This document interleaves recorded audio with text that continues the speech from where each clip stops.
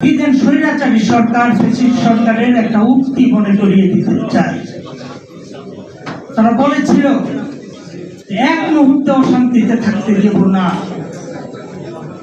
আজকে চিন্তা করেন, শহীদ প্রেসিডেন্ট জিয়াউর রহমান এই বাংলাদেশের প্রেসিডেন্ট ছিলেন।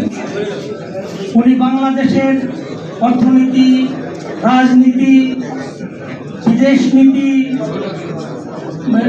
আমাদের শিক্ষানীতি থেকে আরম্ভ করে এমন কোন সেক্টর নাই যে সব সেক্টরে উনি উন্নয়নের চেষ্টা করেন নাই।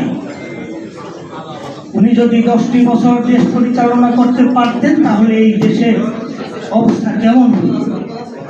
ওনাকে নৃশংসভাবে হত্যা করা হতো। পরবর্তীতে এরশাদ সাহেব এসে দেশ শাসন করলেন, শোষণ করলেন। এরপরে বেগম জিয়া আমাদের নেত্রী ক্ষমতা আসার পরে ওই ঘোষণা এক মুহূর্ত শান্তিতে থাকতে দেন, শান্তিপূর্ণভাবে দেশ পরিচালনা করতে পারেনি। যেসব নীতি নির্ধারণ করেছিলেন সেগুলি পালন করতে দেওয়া হয়নি। দিন রাত 24 ঘন্টা হরতাল, অরাজকতা করে